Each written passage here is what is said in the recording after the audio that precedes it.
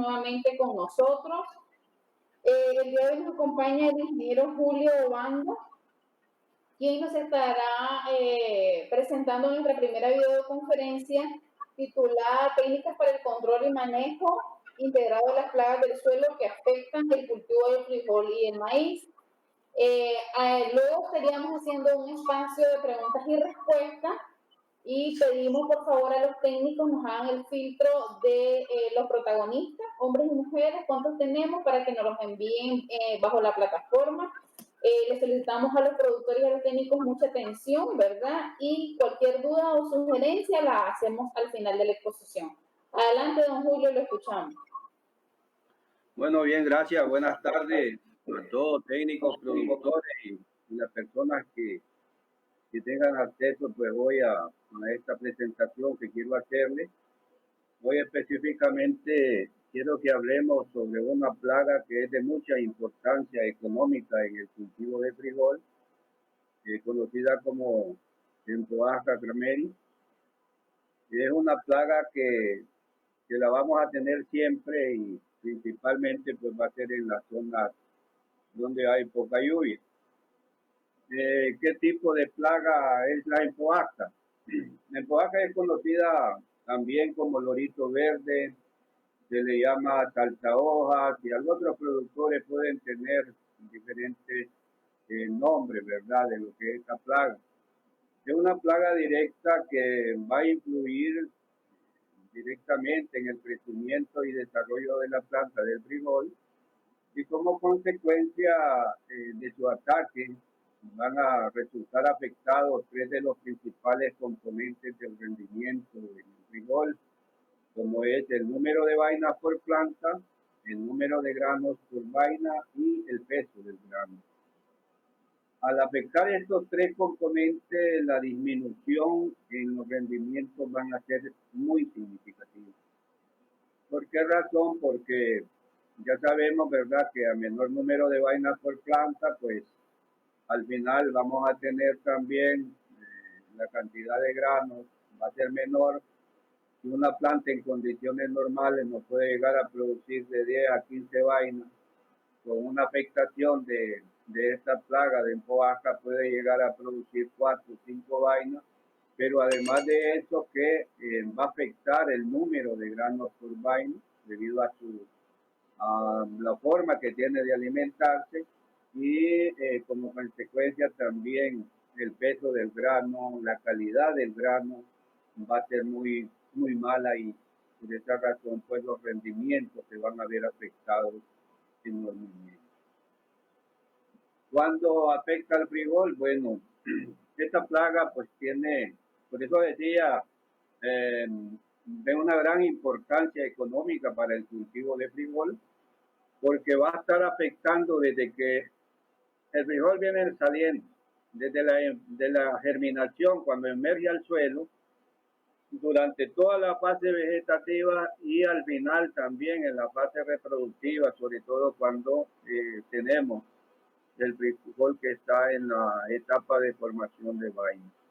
Una plaga por eso de mucha importancia, porque no solamente nos viene a afectar en los primeros días, sino que la vamos a tener durante todo el ciclo del frijol. Durante el frijol esté en el campo y las condiciones estén favorables para que la mosca, esta saltahoja, el lorito verde, esta mosquita le llaman algunos, esté ahí, pues vamos a tener las afectaciones en el cultivo de frijol. Y mire, recordemos que el frijol es una planta muy pequeña y es muy susceptible pues al ataque de plagas como este tipo que son muy persistentes en el campo. ¿Cómo vamos a saber nosotros si hay lorito verde o empoaca, saltahoja, como le queramos llamar? Vamos a ver que en la etapa de germinación, un adulto por manzana va a ser el nivel crítico. Vean la importancia que tiene. Con apenas un adulto que tengamos por manzana es el nivel crítico que tenemos para que haya daño severo ya al cultivo.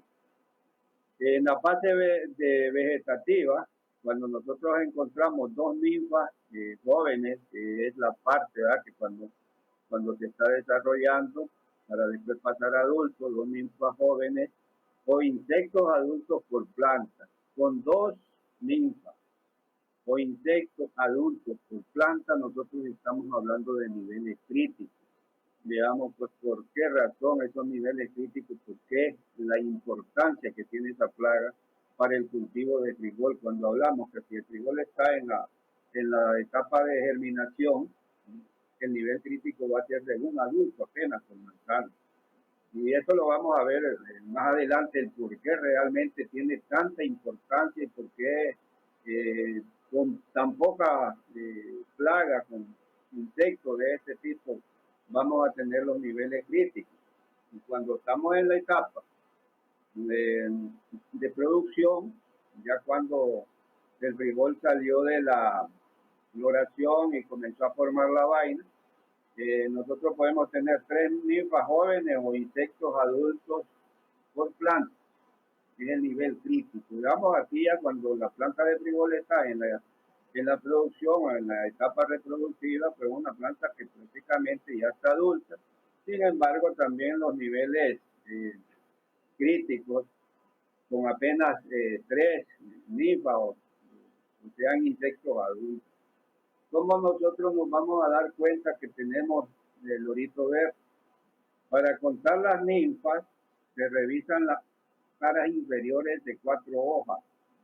Mira, las caras inferiores, la parte de abajo de la hoja del frijol, que son las hojitas palmeadas, o que le llamamos trifolio, de una misma planta. Ahí vamos a revisar en 4 hojitas del frijol, en 4 hojitas palmeadas que le llama el productor, que es los trifolios, la hoja trifoliada que técnicamente conocemos. Si nosotros encontramos un adulto que encontremos, en ese sentido ya vamos a estar en el nivel crítico cuando tenemos la germinación. Y ya cuando está adulto, para hacer los muestreos de las chicharritas, nosotros solo vamos a proceder a sacudir la planta con el pie y vamos a anotar el número de adultos que salgan volando.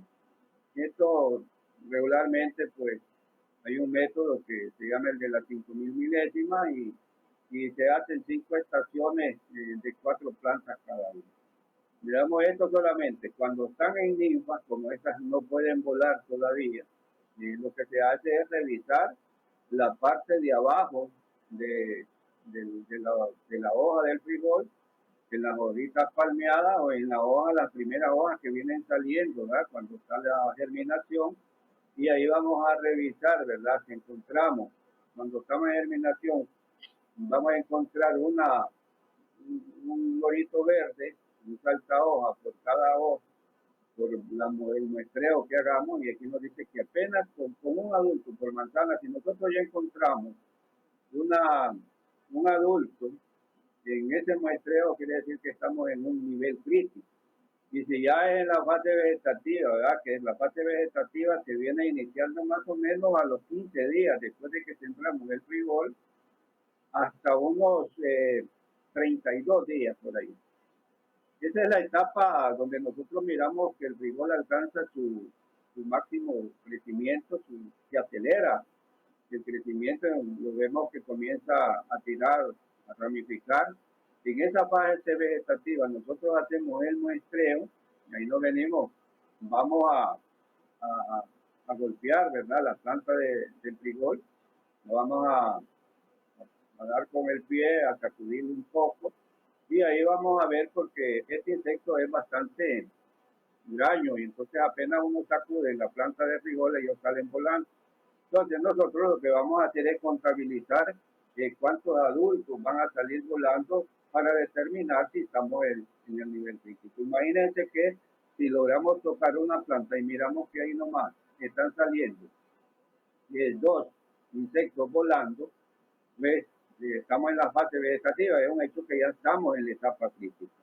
¿Qué significa la etapa crítica? Que nosotros no podemos dejar pasar por alto esa plaga ya que el daño que hoy ella ocasiona pues nos va a afectar enormemente el frijol, y en esta fase es donde está creciendo, está desarrollando, donde se están formando la ramificación de la planta de frijol. Entonces, si esa plaga nos va a afectar, ahí vamos a ver más adelante los efectos que tiene. Luego nosotros, ¿por qué decimos, verdad, que es una plaga de tan importante en el cultivo de frijol? ¿Cuál es el daño que viene ocasionando? Acá podemos mirar, ¿verdad? Lo que yo les decía, una ninfa, acá en esta imagen que está en la parte inferior a mano izquierda frente a la pantalla de ustedes, y el adulto que está en la otra imagen, en la parte superior, lado derecho de la pantalla. Entonces, los adultos, que es el que está en esta imagen, ¿verdad? En la parte superior del lado derecho, y las ninfas, que es pues que también ya se está alimentando, van a chupar la savia de las plantas. Es decir, que ellos van a introducir su piquito ahí en la hoja del frijol y van a inyectar, a la vez que chupan la savia de la planta, también están inyectando una toxina que ataca los nervios de las hojas y provoca enrojecimiento. Es decir, esto es lo que miramos nosotros. Es una plaga muy difícil porque ella está inyectando esa toxina, y una vez que esa toxina llega a la planta de frijol, va a atacar los nervios, y ahí es donde va a provocar pues, el mayor daño, porque la hoja ya no va a estar en las condiciones óptimas para absorber la energía solar, para la respiración y para todo el proceso fotosintético que se necesita que esté en excelentes condiciones para que se pueda hacerse lo máximo posible. ¿Cuándo va a ser mayor el daño? Y aquí también nos cabe señalar que esta es una plaga que regularmente la hemos asociado a la zona seca. Sin embargo, en estos últimos años nos estamos dando cuenta que tiene un desplazamiento bastante amplio ya en la zona húmeda. Por ejemplo, nosotros en la sexta región ya es muy común que en la zona, por ejemplo, de la Dalia, que se tiende el frijol de apante, en la zona de Fantasma, que también es frijol apante, hay zonas de Yalí, que es apante, Rancho Grande, ya hay presencia de esta plaga. Así es que el hecho de que mencionemos de que el lorito verde es una plaga que está más asociada a las zonas de condiciones secas, y más que todo cuando se presentan esos periodos secos bastante prolongados, ahí vamos a tener fuertes afectaciones. Sin embargo, como les explicaba, pues es una plaga que se va desplazando a muchas zonas donde antes no existía. Y ahí la importancia que viene dándose. Por ejemplo, acá en la sexta región, que es donde yo estoy ubicado trabajando con el INTA, tenemos serios problemas aquí en la zona de San Isidro, zonas secas de San Isidro, la zona seca de Darío, Terragona, Matagalpa, Tebaco. Son zonas que están con condiciones muy favorables para esta plaga, y muy comúnmente pues nos encontramos que ya los productores están identificando que los daños que están teniendo en el cultivo de frijol vienen asociados a este tipo de problemas que tenemos. ¿Qué tanto daño ocasiona el frijol? Veamos esta lámina acá, cuando por ejemplo los ataques son severos.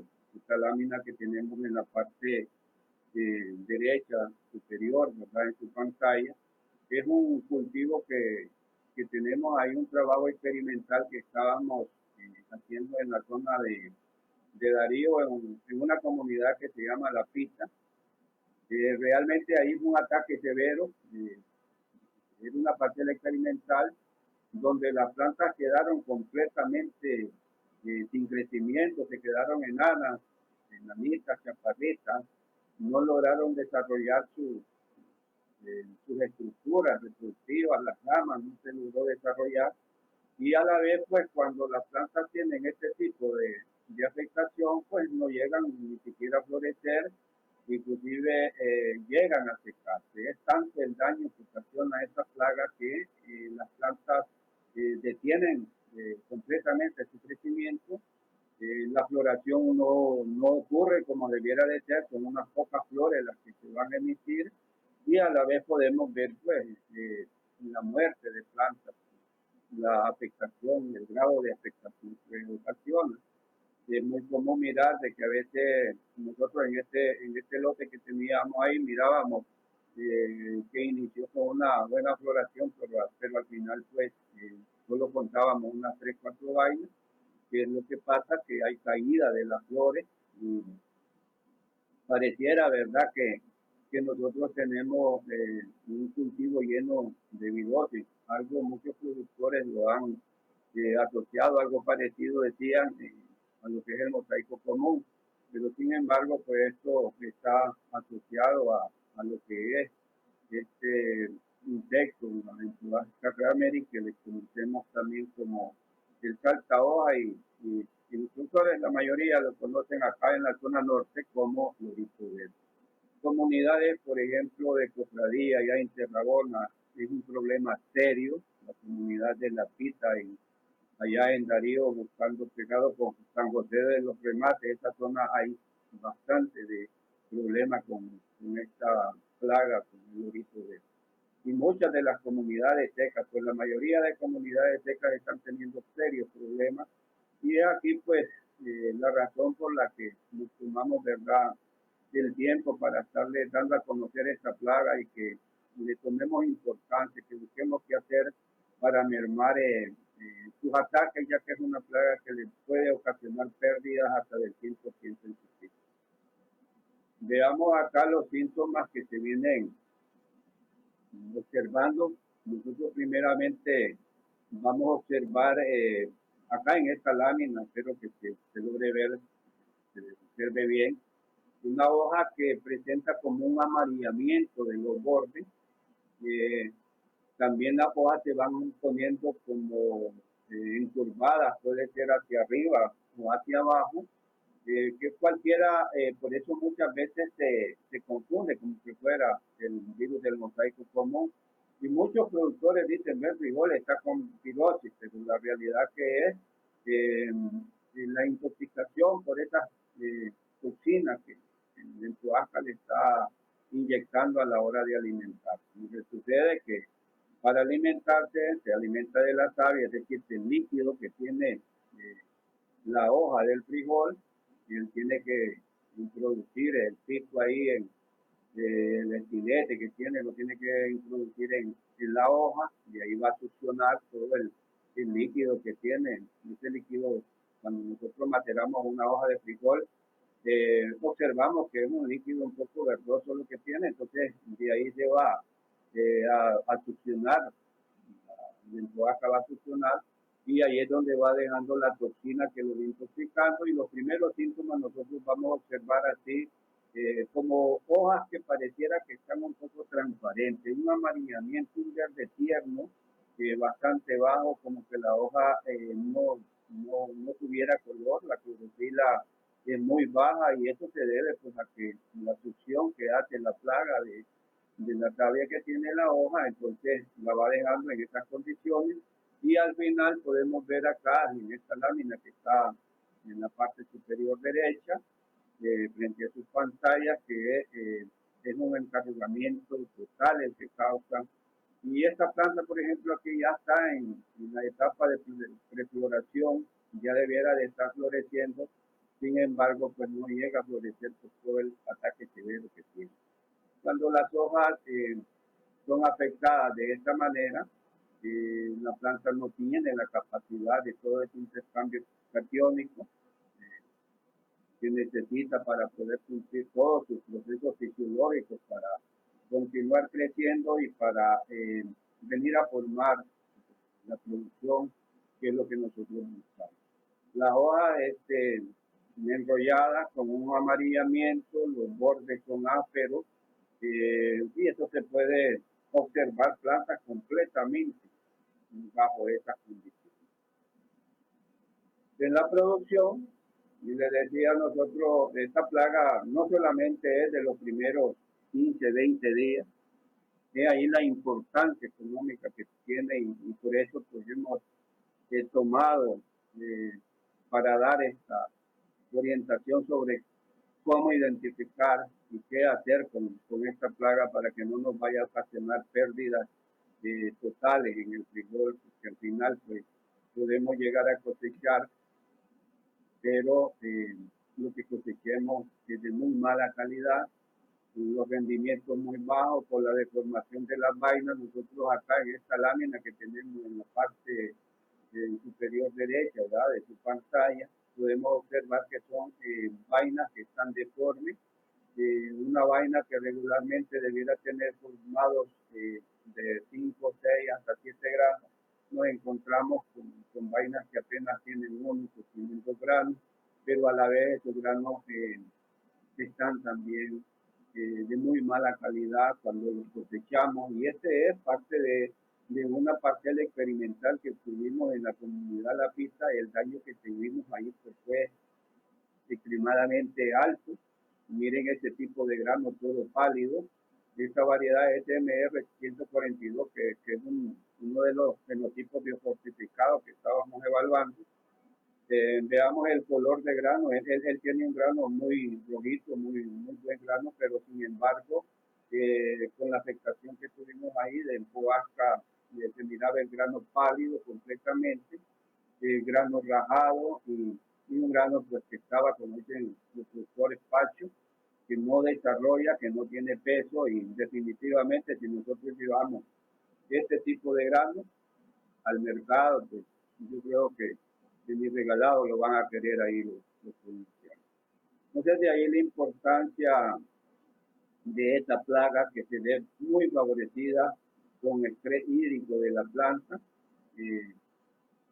Vamos a tener nosotros daños severos realmente cuando el cultivo está en la etapa de llenado de vaina, que está la formación de la vaina, luego viene el llenado de grano, el crecimiento de grano, y tenemos ausencias de lluvia, la que la planta va a estar sometida a estrés hídrico, son los daños que vamos a tener por empuasca, que nosotros lo dejamos a su libre circulación, va a ser muy alto, va a ser muy difícil que logremos cumplir con nuestros objetivos, que al final es producir, pero producir también con cantidad y calidad. Esta es una plaga muy importante, debemos de estar conscientes los productores de las zonas donde tenemos regularmente estrés hídrico, donde hay deficiencias de lluvia, que ese problema va a estar por ahí. Como les explicaba, es una plaga desde los primeros días hasta el final. Es decir, hasta que el frijol ya comienza su etapa de madurez, pues ya deja de hacernos daño. Entonces nosotros debemos de tener presente que hay que estar haciendo monitoreo, sobre todo los productores que viven en la zona seca, en el corredor seco. Los productores de las zonas intermedias deben de estar pendientes, deben de estar buscando cómo identificar al lorito verde. A veces el productor lo conoce, lo mira, pero no sabe el daño que le puede ocasionar, porque hace unos 15 días estábamos estableciendo una parcela experimental y fuimos a ver el área de frijol y había lorito verde. Le pregunté al productor qué plaga era, pues digo, es un animalito que anda por ahí en el frijol, pero no estaba consciente del daño que le podía ocasionar. Y ese es, para mí, dentro de las plagas que hay del frijol, es una de las plagas más dañinas, las más letales y la de más difícil control que tenemos. El control más frecuente que se puede hacer, aunque hay medidas, ¿verdad?, alternativas para disminuir la presencia, pero lo más frecuente ha sido con el uso de insecticidas. Por la forma que tiene de alimentarse, ya les decía que el lorito verde, la manera de alimentarse es que va a introducir su piquito en la hoja para succionar la savia del frijol y de ahí va a dejar una toxina. Entonces, también tiene una alta movilidad. Hay muchas plantas hospederas para él, lo que son las rondas del frijol. Ahí hay tanta planta que él puede permanecer. Y lo difícil que es también, porque nosotros debemos de estar conscientes de cómo se alimenta la plaga para también así poder controlarla. Y desde que nosotros miremos que ya hay, como decía ahí, si tenemos apenas que miremos un lorito verde por planta, pongámonos la bomba turco y comencemos a controlarlo, porque eso no lo vamos a detener. Entonces, ¿qué productos podemos utilizar? Los mejores productos son todos aquellos que sean sistémicos. ¿Y cuáles son los sistémicos? Productos sistémicos son los que la planta lo va a absorber, que uno lo aplica, y no es un producto que va a matar inmediatamente por el contacto, porque lo vaya a ingerir la plaga, sino que la planta va a quedar ahí, lo absorbe y va a quedar ese producto en la planta por unos 10, 15 días. Y de manera que cada vez que esa plaga se vaya a alimentar de ahí, la hoja del frijol va a estar envenenada, pues y ahí le va a ir reduciendo su capacidad de alimentación. Dentro de esos productos están todos aquellos que tienen como ingrediente activo el thiamethoxam. El thiamethoxam, por ejemplo, tenemos dentro de los productos de thiamethoxam está el Engeo, Nairobi, el Con, que es el Sniper, y una serie de productos, depende de la casa comercial que lo saque, pues así es el nombre que tiene. Hay otros productos como el Desi y Muralla que también son muy buenos. Y un producto que también, ¿verdad?, que tiene origen en un insecticida orgánico, es el Triclan. También un producto muy bueno para el control del lorito verde, pero que además está también controlando otras plagas como son las tortuguillas y los gusanos, larvas que tengamos ahí. Entonces acá les damos las opciones, ¿verdad? ¿Por qué no menciono en este caso productos que son directamente de contacto como la pipermetrina? Veamos, la pipermetrina actúa directamente de contacto. Si nosotros aplicamos y la plaga está ahí, entonces la vamos a matar. Pero ¿qué sucede en la tarde? ¿Qué sucede al día siguiente en la mañana? Tendríamos que ir de nuevo a aplicar la pipermetrina para buscar cómo matar el lorito verde, porque el lorito verde es tan huraño, tan arisco, que solamente con el olor de la pipermetrina, cuando vamos aplicando, él se va escapando y se va a ir a la ronda de donde tenemos el frijol y ahí va a ser difícil que lo matemos. Entonces tendríamos que estar esperando lo que miremos que entre el frijolar para aplicar la pipermetrina o cualquier otro producto que sea directamente de química. Entonces por eso es que yo les recomiendo los productos que son sistémicos, como ya les mencionaba, lo que es Metoscan, el Nairobi, Conque, United, Miguel, Mundaya, y de esos son productos sistémicos que pueden, van a ejercer por un periodo mucho más largo, va a estar protegida la planta y el hecho de que el lorito verde se va a tener que alimentar introduciendo su piquito a la hoja, succionando la savia, pues va ahí mismo, como la planta ya tiene el veneno, esta savia va a ir envenenada y pues ahí va a ir matando, les va a ir reduciendo su capacidad de alimentar.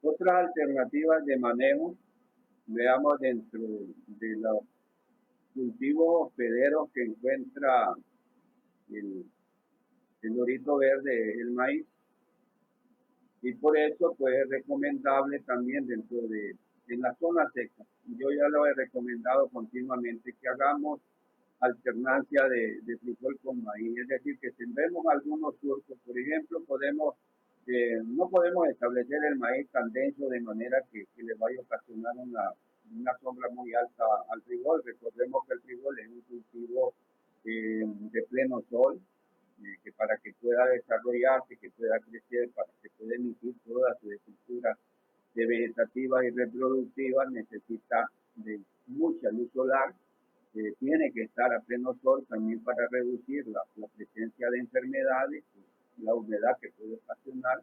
Entonces, el maíz, ponerlo en hileras de maíz, así como tenemos esta lámina de acá, en la mano derecha, nosotros recomendamos ponerlo por lo menos a unos 10 metros, unas 12 varas cada surco de maíz. Se pueden tirar unos 2 surquitos de maíz para que pongamos una barrera para la movilidad del lorito verde, y que este también, como el maíz es hospedero de él, también él puede quedarse ahí. Es una manera de bajar, ¿verdad?, la presencia, como de afrontar un poco la presencia de esta plaga que está tan dañina para el frijol. Lo otro es que debemos de estar claros, veamos las plantas hospederas cuáles son. Por ejemplo, la papa, que es una hoja que se conoce mucho en frijol. Hay productores que a veces, ¿verdad?, han utilizado tierra para sembrar papas por ahí, y sale una plantita de papa y dicen aquí las vamos a dejar antes inclusive de que siembre, pero esa papa está sirviendo de hospedero para el agricultor. Entonces nosotros tenemos que buscar cómo eliminar esas plantas que están. Y una característica, una de las cosas muy importantes que podemos hacer es uniformar las fechas de siembra. ¿Qué es lo que sucede con esto? No hay productores, y se da sobre todo en la zona seca.